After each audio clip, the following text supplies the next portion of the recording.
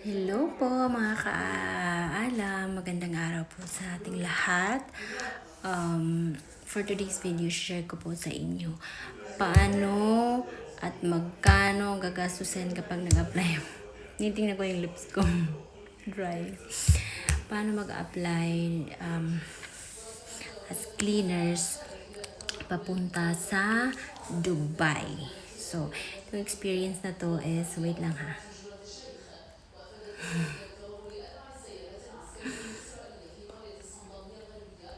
Ayan na. Experience na to is sa kaibigan ko.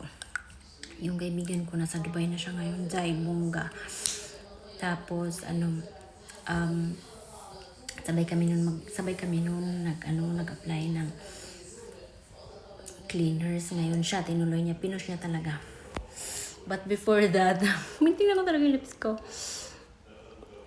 Kung bago pa lang po kayo sa channel, please pa-subscribe po sa channel, pa-like po ng video, and maraming salamat po. So, yun na nga po for today's video mga kaalam. Magkano nga ba yung gagastusin mo kapag nag-apply ka ng cleaners papunta ng Dubai? At magkano, paano, worth it nga ba? So, ito na yun. Kapag ka nag-apply ka kasi ng cleaners is considered siya as skilled.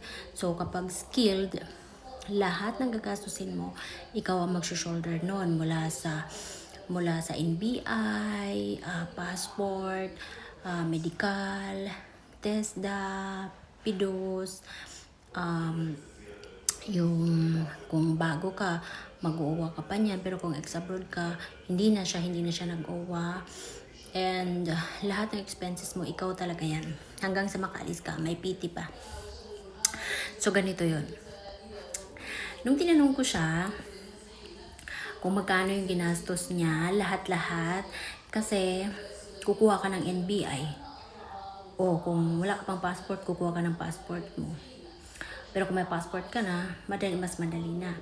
Ang medical magkano? 3,500, more or less.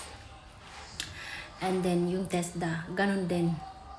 Ang babayaran mo, mga rate din, ganun, 3,500.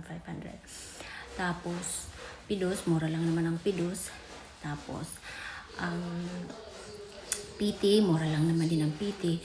So, yung transpo, lahat-lahat, ikaw yan ang gagastos.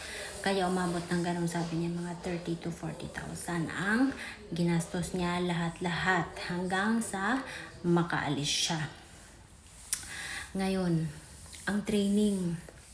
May training dahil sa Pilipinas hindi. Pero pagdating mo sa Dubai, doon ka na magti-training. Pagdating nyo doon magti-training.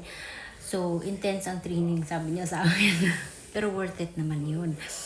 Pag hindi ka naman nakapasa, magti-training ka lang ulit. Hindi ka pa uwiin.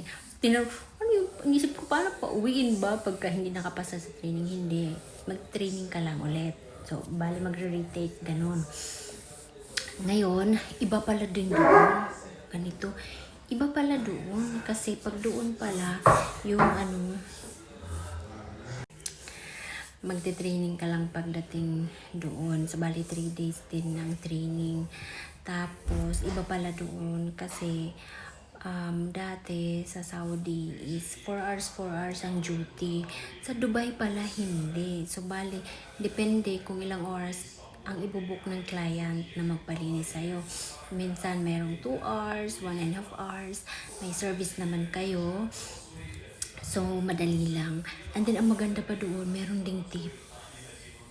Ganun pala doon. May mga client na nagbibigay ng tip. Siya first na duty niya, binigyan siya ng client niya na 50 dirhams. Tapos meron ding iba, food ang binibigay. O, diba? So, iba pala doon. Kaya nga sabi ko pag kasusunod doon ako mag-apply. Charot. And maganda kasi kapag ka-cleaners is hawak mo talaga yung oras mo sa day off. Hindi katulad pag sa bahay na si amo magsasabi, ganitong oras ka lang, ganyang oras ka lang, ganitong oras. So sila, one day talaga. Pag sinabing day off, day talaga. As in, isang araw ka talagang hindi ka magtatrabaho.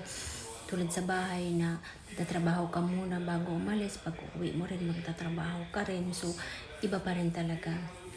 So, yun. Ngayon, mashallah, na-enjoy na niya buhay niya.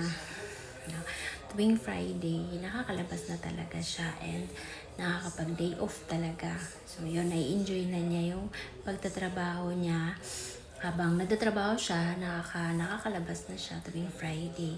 So, yun. So, sa mga gusto mag-apply ng cleaners sa Dubai. So, basta legit lang ang agency.